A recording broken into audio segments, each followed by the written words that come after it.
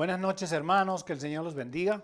Me alegra mucho poder saludarles esta noche del miércoles. Bueno, ya realmente se está acabando el mes de noviembre. Ya llega diciembre con toda su alegría y todos preparándonos para celebrar la Navidad y además de eso para cerrar este año. Pues gracias a Dios por lo que ha pasado, por ustedes que durante todo este año me han acompañado en el estudio bíblico. Y aun cuando no hemos llegado a diciembre, pues lo que quiero decir es que ya casi nos aventuramos a este mes que representa alegría y felicidad para mucha gente. Alguna falsa y otra alegría verdadera.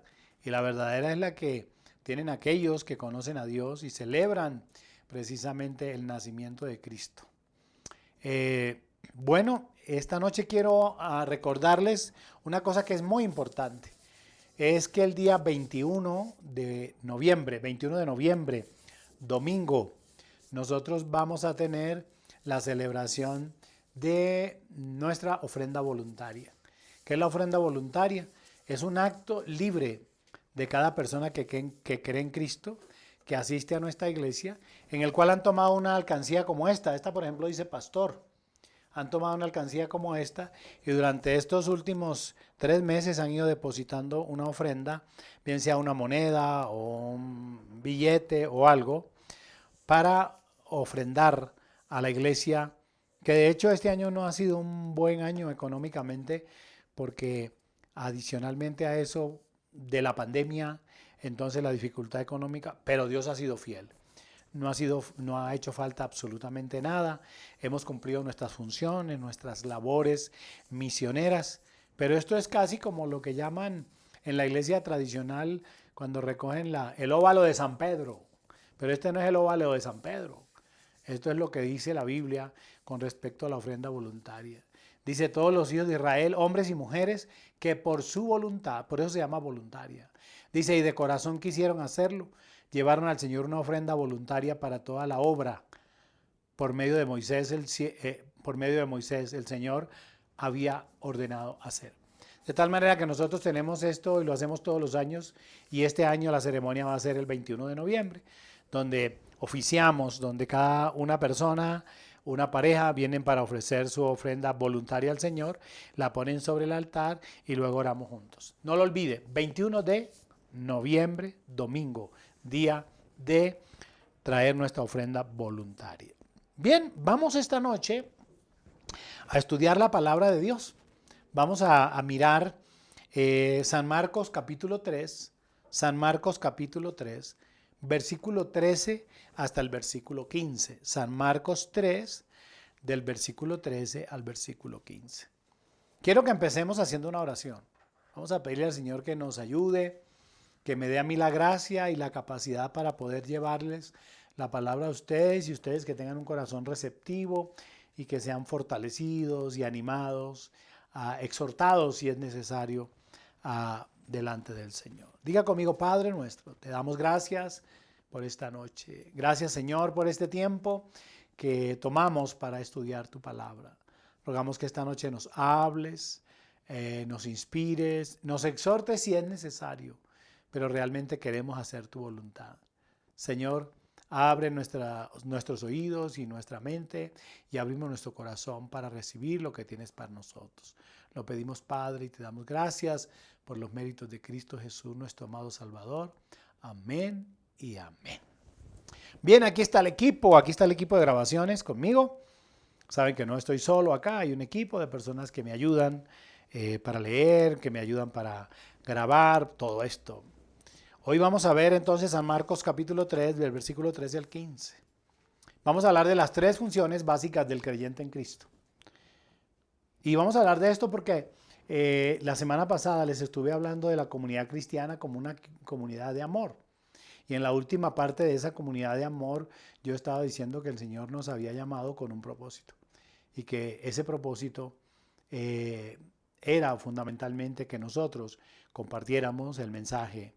Y he venido hablando por varios miércoles sobre este tema. Y hoy un poco voy a hablar específicamente de esas 3 funciones asignadas por el Señor, que son básicas para que la gente conozca a Cristo, pero que usted tiene que entender que para eso fue que el Señor lo llamó.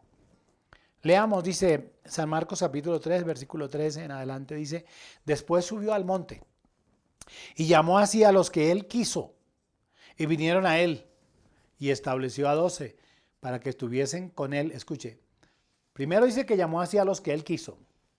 Segundo, que estableció 12 para que estuviesen con él y para enviarlos a predicar. A mí me llama mucho la atención eso. Para que estuviesen con él, 1, para enviarlos a predicar, 2, y que tuviesen autoridad para sanar enfermedades y para echar fuera demonios. Ahí están las funciones básicas y hoy vamos a desarrollar eso. Y quiero que usted, apreciado hermano que asiste a nuestra iglesia o a otra congregación, y si usted no asiste a ninguna iglesia, que usted pueda entender esta noche, ese es el propósito que Dios asignó para usted desde antes de la fundación del mundo, una responsabilidad y una función que seguramente usted no ha cumplido porque no conoce, porque no sabe. Y empecemos diciendo que Dios siempre tiene propósitos. Que Dios no hace nada a la deriva o porque le apareció. No, Dios en cada cosa tiene un propósito. Incluso recuerdo mucho que el libro de Job dice que Job mismo no le atribuye a Dios despropósito alguno. Con todo lo que vivió, con todas las circunstancias que tuvo que atravesar, de perderlo todo, de perder su familia, sus riquezas y quedar sin nada. Y luego, además de perder su salud y tener una especie de sarna maligna, terrible, dice, jamás Job le atribuyó a Dios despropósito alguno. Él entendía claramente que si esas circunstancias y esas cosas le estaban pasando y si Dios las permitía, era porque Dios tenía un propósito. Enseñarle, guiarlo, perfeccionarlo, etcétera, etcétera. Pero esa es una declaración bíblica que podemos ratificar esta noche. Dios siempre tiene propósitos. Nosotros los hombres o los seres humanos somos los que pues no tenemos propósitos. A veces tomamos una decisión acerca de cualquier cosa y de un momento a otro y no pensamos lo que será el futuro, ni pensamos lo que pasará mañana y de ahí que nos equivocamos tanto. No olviden al proverbista cuando dice, hay caminos que al hombre le parecen derechos y su fin es camino de muerte. A veces arrancamos a hacer algo y sin consultar con Dios y con nadie y sin pensar y terminamos fracasando. Un negocio que aparentemente uno ve que es qué tremendo negocio. Descubre luego que detrás de eso no había sino maldad y engaño y fraude. Entonces tenga claro eso, que no se pueden tener o tomar decisiones basadas en las emociones, en la emoción de la alegría, en el de la ira, en la del intenso dolor. No. Hay que en este tipo de cosas colocar las cosas en la voluntad de Dios y racionalizar, incluso desde la perspectiva humana, racionalizar. ¿Por qué vamos a hacer esto? ¿Para qué lo vamos a hacer? ¿Dónde nos va a llevar? ¿Cuál es el propósito que Dios tiene? Y ni siquiera podríamos tomar decisiones pensando solamente en intereses económicos porque el dinero no lo es todo. Ni en intereses materiales porque lo material, pues material es y se acaba y se destruye. El paso inexorable del tiempo lo acaba todo. El apóstol Pablo conocía perfectamente el propósito de Dios. No recuerdo si le di a Angie Efesios capítulo 3, el versículo 11. Ahí tenemos una palabra bien interesante que nos habla a nosotros acerca de lo que San Pablo conocía del Señor. Efesios capítulo 3, versículo 11 y 12. Conforme al propósito eterno que hizo en Cristo Jesús nuestro Señor, en quien tenemos seguridad y acceso con confianza por medio de la fe en Él. Escuchen lo que dice San Pablo. Dice, conforme al propósito eterno que hizo en Cristo Jesús nuestro Señor. O sea que Pablo entendía claramente que había un propósito de Dios. Y él dice, en quien tenemos seguridad y acceso con confianza por medio de la fe en Él. Es decir, que en ese propósito de Dios, el cual Pablo conocía y entendía, él habla de tener seguridad y acceso con confianza por medio de la fe en Cristo. Por lo cual entonces él le dice a la iglesia de Éfeso, pido que no desmayen a causa de mis tribulaciones por vosotros, las cuales son vuestra gloria.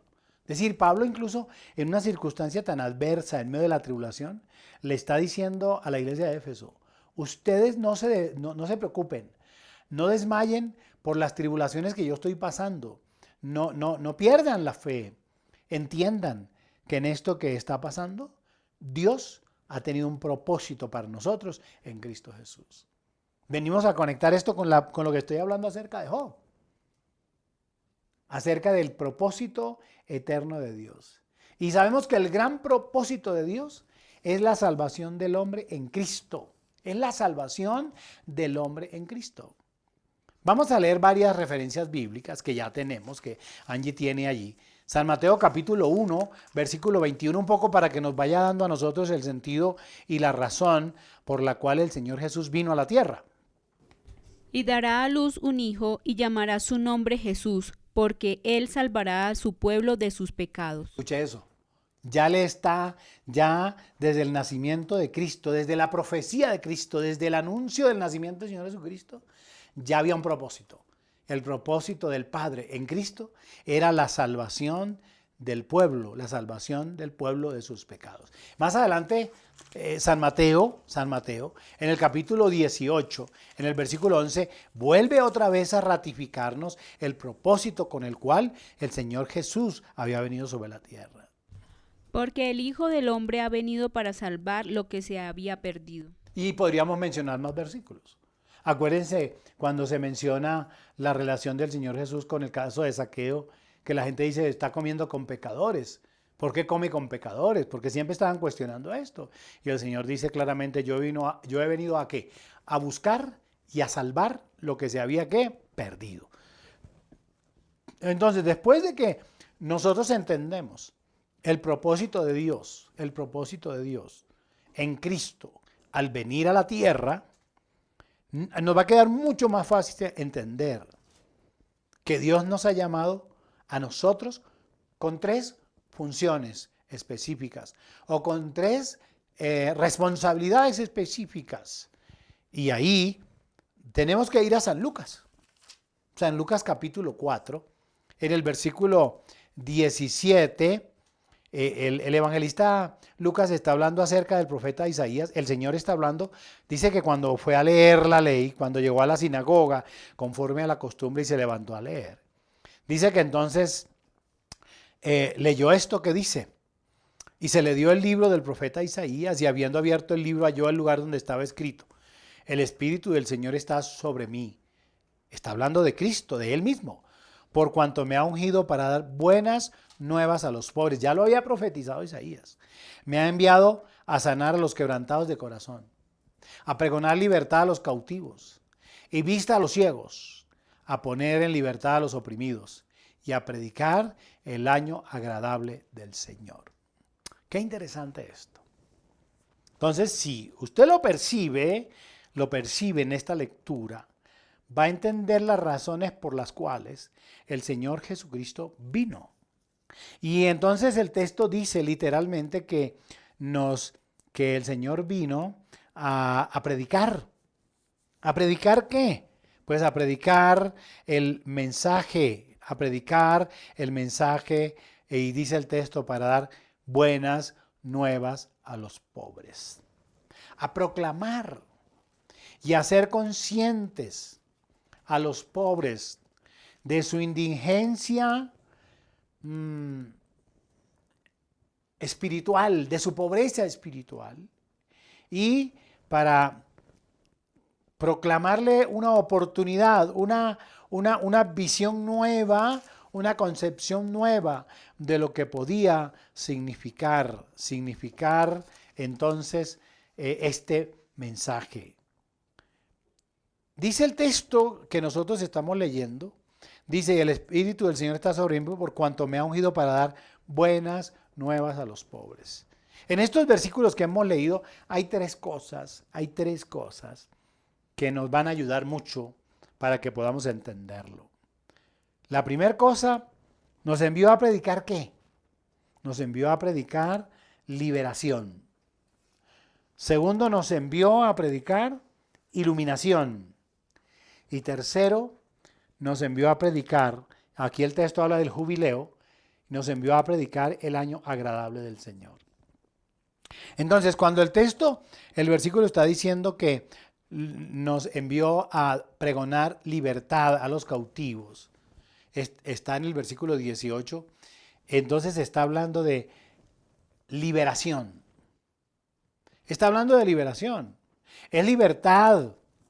Está mencionándole al pueblo judío, dándole la idea que ellos estaban esclavos como estuvieron esclavos en Egipto los israelitas, como estuvieron esclavos en Babilonia. Cuando este texto habla de liberación, habla de esa libertad de la esclavitud del pecado, pero además, podrían recibir esta libertad quienes se sometieran a Dios. Recuerde que en Egipto, en la esclavitud de Egipto, era claro que Dios había nombrado a Moisés como libertador del pueblo. Y lo que tenía que hacer el pueblo era obedecer a los mandatos dados por Dios a través de Moisés para poder tener la liberación. Cuando el texto está hablando del mensaje de Jesús de Nazaret, que era un mensaje de libertad a los cautivos, está hablando precisamente de eso, haciéndoles una semejanza de aquello que les había pasado en Egipto, de aquello que les había pasado a Babilonia, para mostrarles una figura que ellos conocían y les podía mostrar en este tiempo liberación.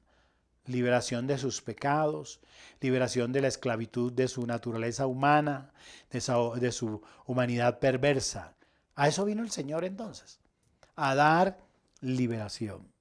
Segundo, a dar iluminación, porque el texto habla y vista a los ciegos. Oiga esto, y vista a los ciegos. Este versículo llama mucho la atención en la medida que va mostrando no solo la luz a los que estaban en tinieblas, sino vista a los que estaban ciegos.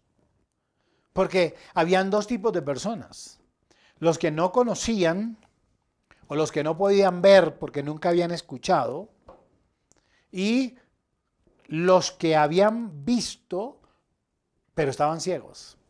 Decía mi mamá cuando yo era niño y que lo mandaban a uno a buscar algo: vaya, búsqueme al cuarto las tijeras. Mi mamá era costurera y entonces iba Jorge o Eliezer, me decían Eliezer en casa cuando yo era un adolescente: vaya, tráigame las tijeras.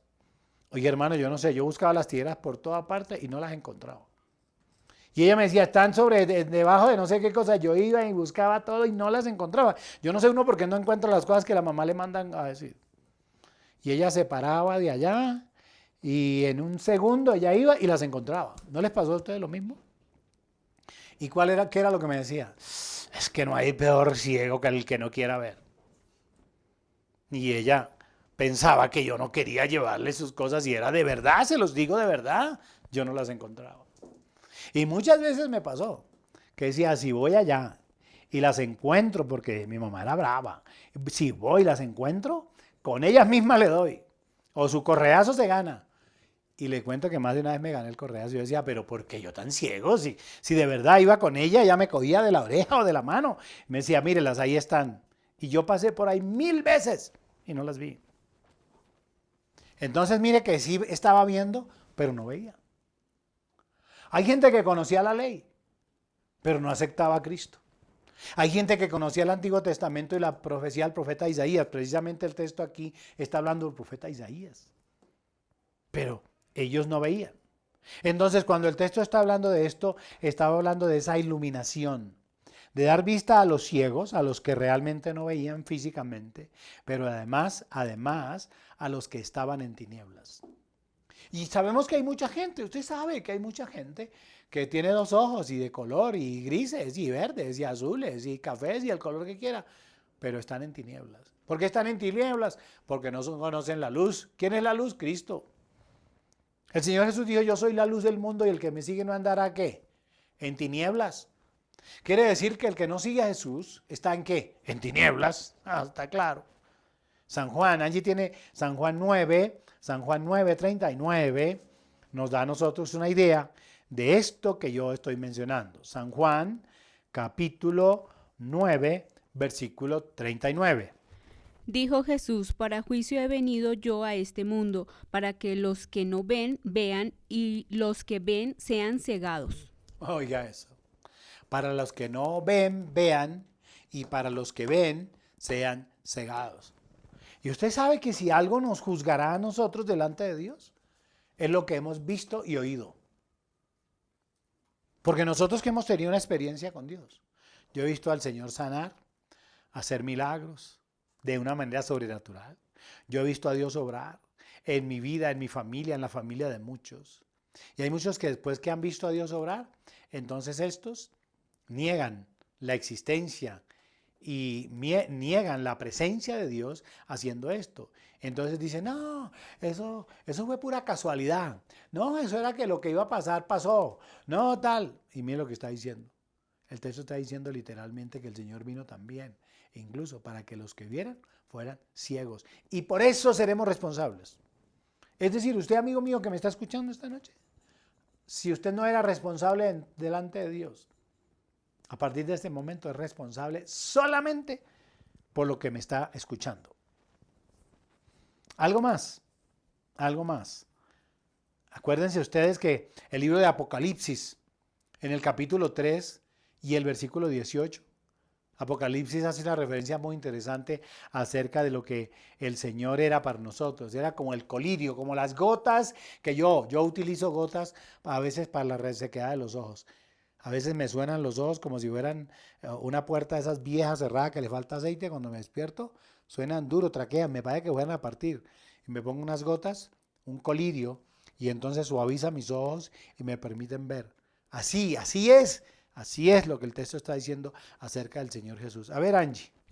Por tanto, yo te aconsejo que de mí compres oro refinado en fuego, para que seas rico, y vestiduras blancas para vestirte, y que no se descubra la vergüenza de tu desnudez, y unge tus ojos con colirio para que veas. Escuche, unge tus ojos con colirio para que veas. Apocalipsis, capítulo 3, versículo 18. Y está hablando el mensaje a la iglesia de la Odisea. El Señor le dice, yo conozco tus obras, que ni eres frío ni caliente. Ojalá fueses frío o caliente. Por cuanto eres tibio y no frío ni caliente, dice, te vomitaré de mi boca. Y le da el consejo. Es decir, está diciendo, y unge tus ojos con colirio para que veas ese colirio que nos permite ver. Esas gotas refrescantes que nos permiten tener la visión, es Cristo. El texto dice, y conoceréis la verdad, y la verdad ¿qué? Os hará libres. Bueno, y hay otra parte que menciona el versículo 19 del capítulo 4 de San Lucas, después que dice a poner libertad a los oprimidos, dice a predicar el año agradable del Señor. Cuando el texto está hablando del año agradable, está hablando del tiempo del jubileo. El tiempo del jubileo, de acuerdo a la ley, de acuerdo al libro de Levítico, era cada 50 años. ¿Y qué sucedía en ese año? Ese era un año en que el que había sido esclavo era libertado de la esclavitud. La gente le devolvían sus tierras, volvía sus propiedades. Ese era el año de jubileo, era como un año de gracia. Eso decía la ley. Y aquí el texto dice a predicar el año agradable del Señor. Este era el tiempo entonces cuando el Señor Jesús está predicando, el tiempo en que Dios, que había sido ofendido,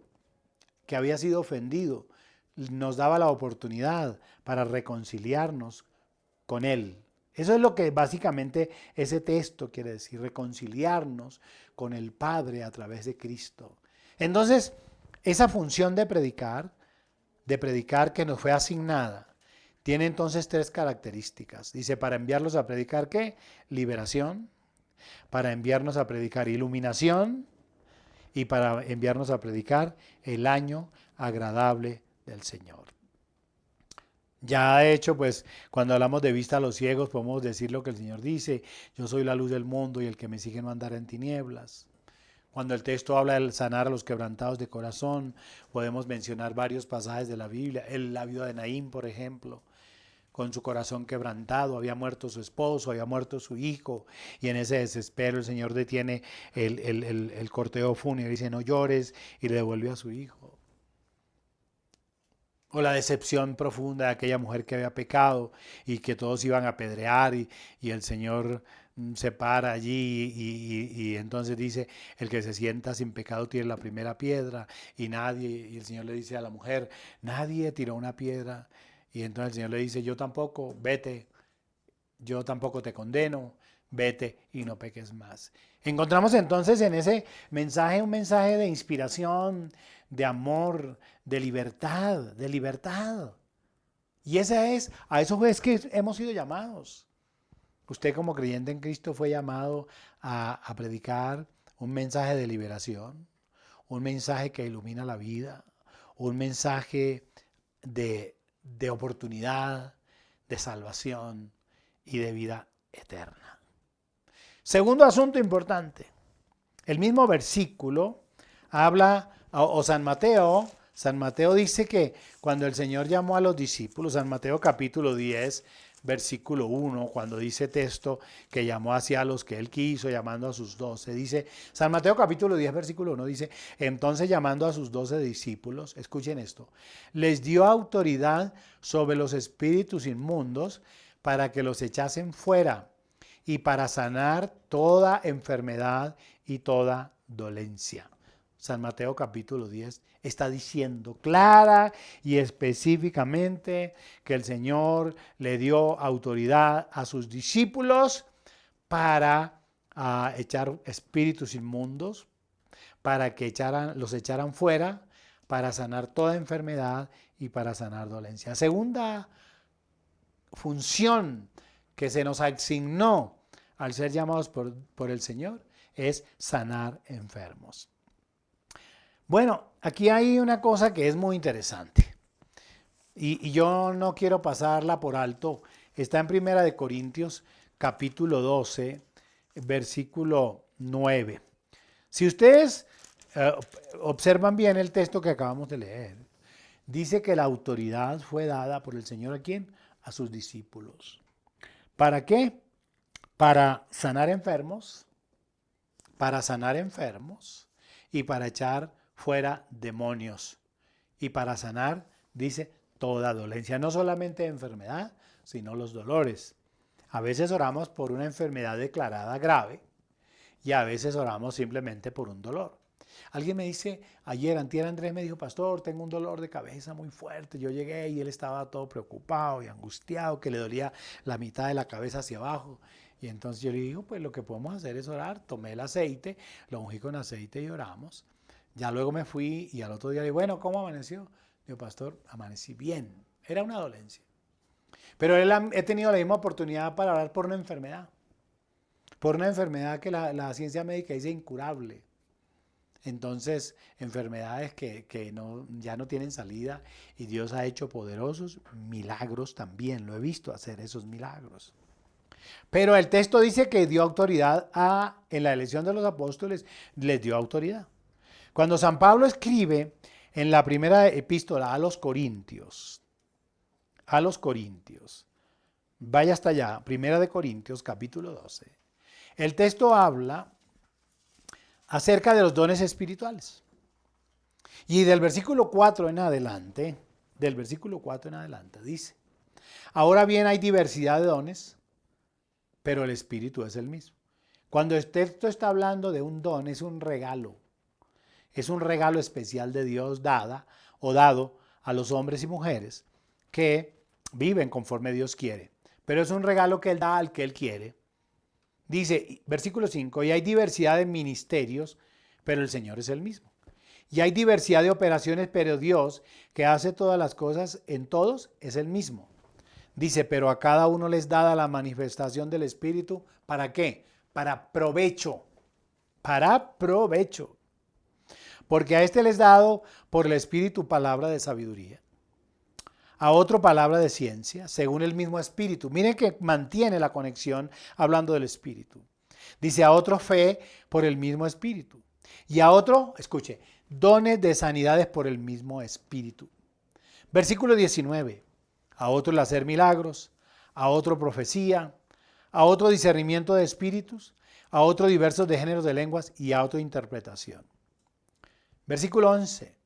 Pero todas estas cosas las hace uno y el mismo Espíritu, repartiendo a cada uno en particular como Él quiere. Entonces, esa función de sanar enfermos, hay que entender primero que es un don de Dios. Que no se adquiere porque yo sea más o porque yo sea menos. No, es un don de Dios. Y el versículo 11 claramente dice que Él reparte a cada uno en particular como Él quiere. Entonces usted puede tener un regalo de Dios que es el don de sabiduría, el don de ciencia, el de conocimiento, el don de fe. Voy a dedicarme en unos días a empezar a enseñar uno por uno qué es el don de fe, qué es el don de milagros, qué es el don de ciencia. Pero lo que quiero decir esta noche básicamente es que la sanidad es un don, es un regalo de Dios que le da al que Él quiere. Entonces usted puede tener un don, pero no puede tener don de sanidad, o no tiene. Como hay personas que como Dios quiso les dio don de ciencia, don de milagros y don de sanidad. Y eso lo vamos a ver cuando estemos explicando sobre este asunto. Pero yo quiero hacerlos notar lo siguiente. Primero, que el Señor da autoridad a los apóstoles, según dice San Mateo. San Marcos habla de la autoridad que dio a sus discípulos. Estamos hablando de ellos específicamente. Luego San Pablo empieza a decirnos a nosotros que ese es un don de Dios, que es un regalo de Dios y que Él lo da ¿a quién? Al que Él quiere. Eso está claro para nosotros. Entonces nosotros podemos ver a Pedro, por ejemplo. Allí tiene a Pedro en su primer milagro, que está en Hechos capítulo 3, libro de los Hechos de los Apóstoles, capítulo 3, hasta el versículo 7. ¿Ustedes se acuerdan de ese pasaje? Pedro y Juan yendo a la hora de la oración al templo de la Hermosa. Escuchen qué dice. Cuando vio a Pedro y a Juan que iban a entrar en el templo, les rogaba que le diesen limosna. Pedro con Juan, fijando en él los ojos, le dijo: míranos. Entonces él les estuvo atento, esperando recibir de ellos algo. Mas Pedro dijo: no tengo plata ni oro, pero lo que tengo te doy. En el nombre de Jesucristo de Nazaret, levántate y anda. Y tomándole por la mano derecha, le levantó, y al momento se le afirmaron los pies y tobillos. Y saltando, se puso en pie y anduvo, y entró con ellos en el templo, andando y saltando y alabando a Dios. Entonces Pedro claramente podemos decir que tiene el don de sanidad. Y después lo encontramos con el don de milagros. Pero también de la misma manera que Pedro lo hace, el apóstol Pablo, Hechos capítulo 14, el versículo 8 al 10, también observamos la manera como San Pablo tenía este don de sanidad. Escuchen lo que dice. Esto oyó hablar a Pablo, el cual, fijando en él sus ojos y viendo que tenía fe para ser sanado, dijo a gran voz: levántate derecho sobre tus pies, y él saltó y anduvo. Este paralítico que estaba sentado, imposibilitado de los pies, cojo de nacimiento, que jamás había andado. Cuando Pablo ve en su discernimiento de espíritu, porque es un don de Dios, discierne que este hombre tiene fe para ser sanado, entonces le da esa orden y él se pone de pie y anduvo. Vemos a Pablo en esa labor. También lo vemos en Hechos de los Apóstoles capítulo 28, Hechos de los Apóstoles capítulo 28, versículo 8. ¿Se acuerdan? Cuando Pablo estaba en la isla de Malta y el padre de Publio, el hombre importante de la isla, estaba enfermo, cómo Pablo hace oración por él y el Señor lo sana. Hechos 28, 8. Y aconteció que el padre de Publio estaba en cama, enfermo de fiebre y de disentería, y entró Pablo a verle, y después de haber orado, le impuso las manos y le sanó. Entonces estamos viendo dos cosas que son importantes. Primero, la autoridad que el Señor da a sus discípulos, a sus apóstoles, según San Mateo 10 y según San Marcos 3. Autoridad. Luego estamos diciendo que el don de sanidad, que es un don de Dios, no es que yo la tenga, que no la tenga, no, es un regalo de Dios. Porque, ay pastor, lo que pasa es que yo quiero, pues pídaselo al Señor. Pídale a Dios el don de sanidad. Pero tenga claro que el versículo 11 que leímos dice que lo reparte al que Él quiere, como Él quiere. Ya luego nosotros nos vamos al libro de los Hechos de los Apóstoles. que es precisamente después de Hechos capítulo 1, versículo 8, donde el texto dice, la Biblia dice, porque ellos no habían hecho muchos milagros antes de conocer o de recibir el bautismo del Espíritu Santo. Es después de Hechos 1:8, cuando dice, pero recibiréis poder cuando haya venido sobre vosotros el Espíritu Santo y me seréis testigos en Jerusalén, en toda Judea, en Samaria y hasta lo último de la tierra. Ahí empezamos a ver a Pedro haciendo milagros. Y los eventos especiales fue, por ejemplo, en la misión de los 70, cuando el Señor los envía de dos en dos, y entonces San Lucas habla acerca de esto, de cómo ellos llegaron sorprendidos y le dijeron al Señor, Señor, hicimos milagros en tu nombre, hicimos tal y hasta los demonios se nos sujetaban en tu nombre.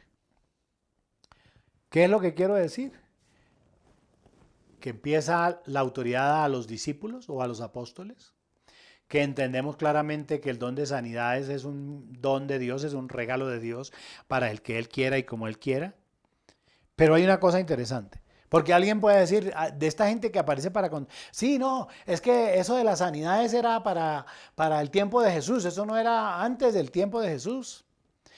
Es una gran mentira, porque hay gente que siempre quiere contradecir lo que la Biblia dice. Los milagros sucedieron desde el Antiguo Testamento, acuérdense de Eliseo, hace flotar el hacha. Acuérdense los milagros hechos por Moisés allá, usándolo Dios, convertir las aguas amargas en aguas dulces. Muchas cosas que Dios hizo a través de sus siervos. Y hay algunos que se atreven a decir que ¿por qué oramos por los enfermos? ¿Por qué oran por los enfermos? ¿Qué les pasa? Eso era para el tiempo de Jesús. Desconocen la Biblia y hay algunos ignorantes, perdónenme esa expresión que es dura, que creen eso. Cuando el Señor claramente les voy a demostrar bíblicamente, porque aquí dice, los discípulos, los apóstoles, Pedro, Pablo. Pero luego Marcos, San Marcos, allí también lo tiene.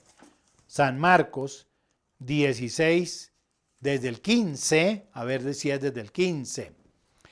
16 y 17 y 18. Yo los tengo acá, yo los voy a leer. Mire lo que dice. San Marcos 16, 15, 16, 17 y 18. Que es la gran comisión. Es lo que mandan hacer a los misioneros, a los predicadores. Y les dijo, id por todo el mundo y predicad el evangelio a toda criatura. El que creyere fuere bautizado, será salvo. Mas el que no creyere, ¿será qué? Condenado. Dice, y estas señales seguirán a los que creen. En mi nombre echarán fuera demonios y hablarán nuevas lenguas. Tomarán en las manos serpientes, y si bebieren cosa mortífera no les hará daño. Sobre los enfermos pondrán sus manos, ¿y qué? Y sanarán. Pero observe esta expresión. Y estas señales seguirán ¿a quién? A los que creen. O sea que a nosotros, los que creemos en Cristo, los que aceptamos al Señor Jesús como nuestro Salvador, los que creemos en Él y le seguimos, estas señales de las sanidades, de la liberación demoníaca, de hablar en nuevas lenguas, de tomar en las manos serpientes, de beber cosa mortífera, dicen, es a los que creen. Entonces ya esto no estaba limitado a los discípulos, a los apóstoles, a Pedro, a Pablo, aquellos no. Ahora es a todos. Por eso usted fue llamado.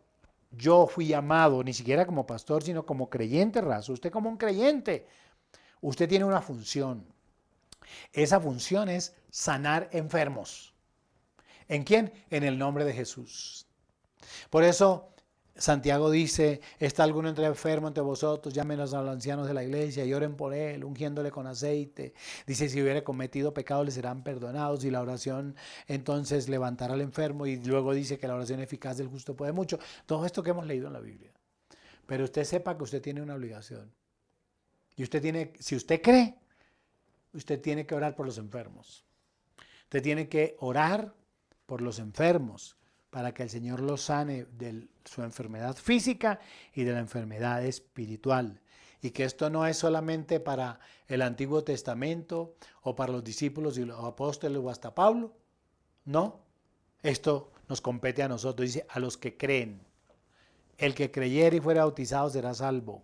Está hablando de la salvación y luego dice, y estas señales seguirán a los que creen, a nosotros que creemos.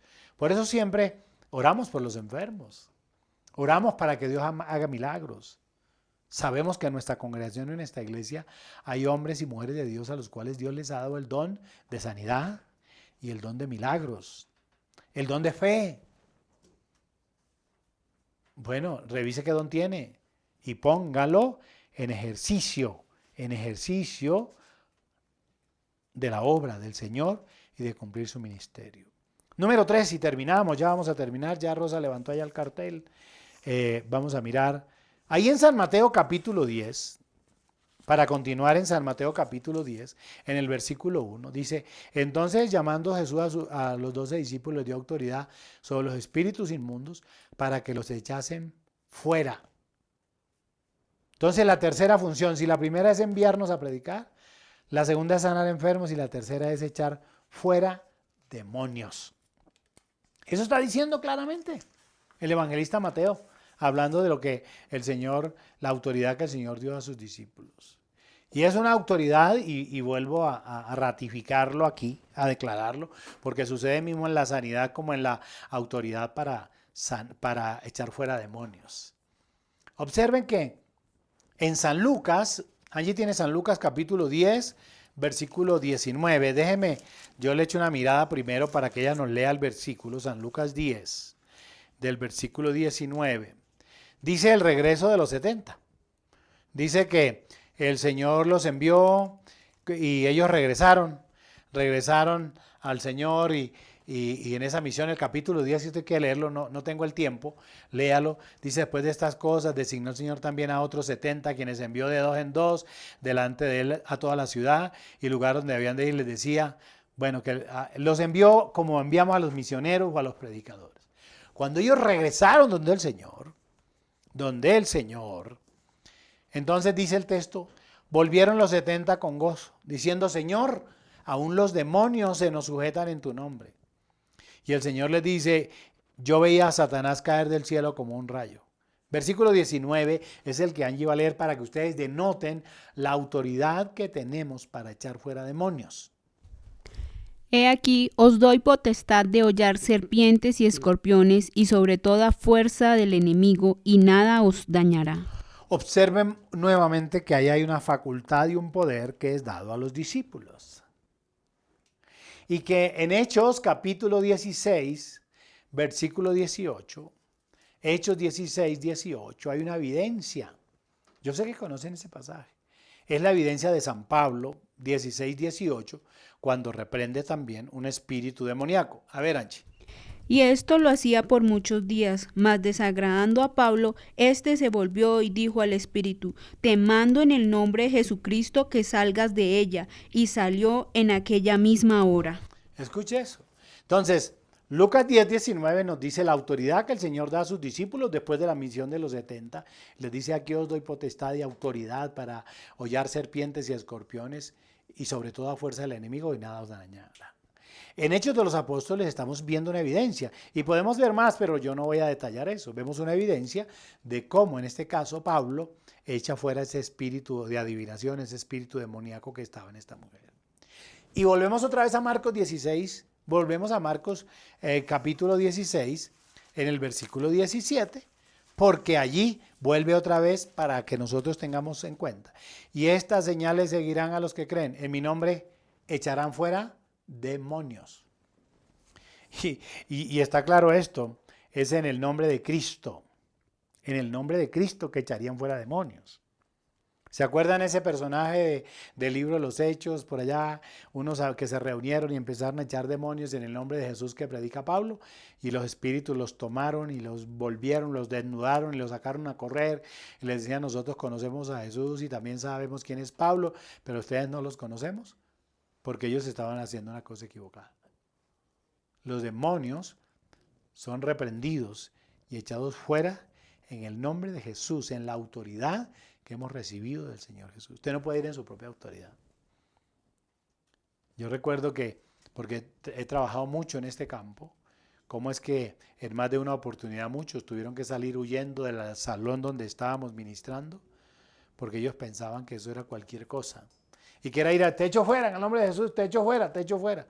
Yo recuerdo que una ocasión un espíritu demoníaco, hablando atrás de una persona, le dijo: Y tú me echas fuera, ¿y con qué autoridad me echas fuera? Si yo me puedo salir de aquí, me puedo meter en ti. La persona que había ido no tenía el reconocimiento ni la autoridad espiritual, porque esto no es dado para cualquiera.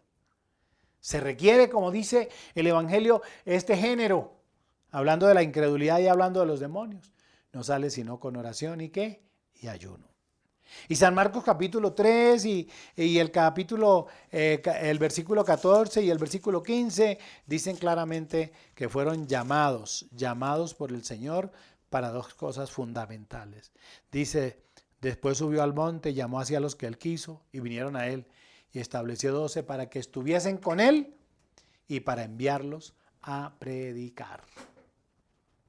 No olviden que solos no podemos hacer nada.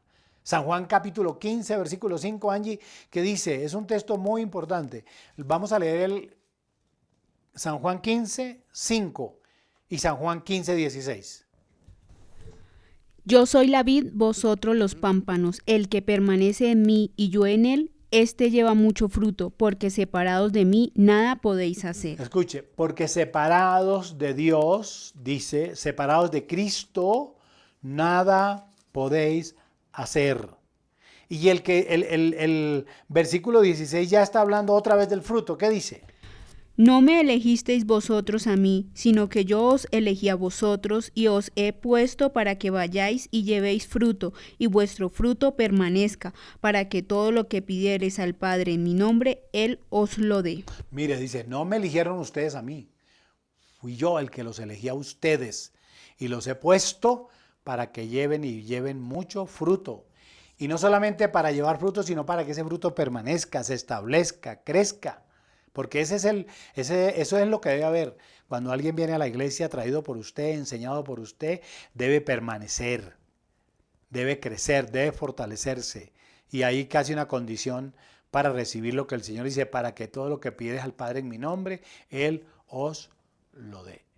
No llevar fruto significa que estamos apartados del Señor. Que lejos del Señor nunca podremos hacer nada.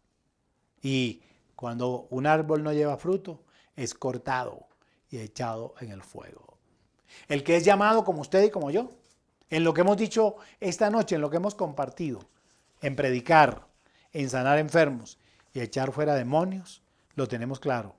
El que es llamado, usted y yo, debemos llevar fruto para la gloria de Dios. 3 funciones básicas: predicar, proclamar el mensaje de Cristo, de liberación, de iluminación y de daño agradable. Sanar enfermos creyendo que el Señor los sanará y echar fuera demonios en la autoridad que hemos recibido de San Marcos capítulo 16, versículo 15, 16, 17 y 18. Que Dios los bendiga.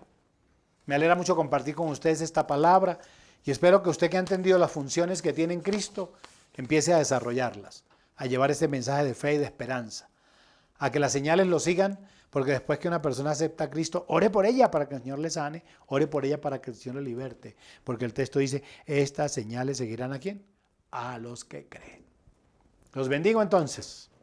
Oremos al Señor en acción de gracias y digámosle que nos permita hacer su obra y hacer su voluntad. Padre, gracias te damos. Gracias por esta noche y porque nos permites entender cuáles son las 3 funciones básicas a las cuales llamaste a tus discípulos y a nosotros. Predicar, echar fuera demonios, Señor, y aparte sanar enfermos. Que la gloria tuya sea sobre nosotros y que se haga vigente este mensaje en este tiempo para salvación a tanta gente confundida en medio de la pandemia y en medio de la crisis. Que tu gloria y tu misericordia nos haga aceptos para llevar fruto y fruto en abundancia. En Cristo Jesús lo pedimos. Amén. Los bendigo a todos. Que el Señor los guarde. Qué bendición compartir este tiempo con ustedes. No olvide el 21, esta semana 21, domingo, vamos entonces a tener nuestra reunión, nuestra ceremonia de nuestra entrega, de nuestra ofrenda voluntaria. No lo olvide, que Dios los guarde, los bendiga a todos. Nos vemos el domingo, 8 de la mañana y 10 de la mañana. En el número que sale allí de WhatsApp, inscríbase para participar con nosotros en el culto en vivo. Bendiciones a todos, que descansen.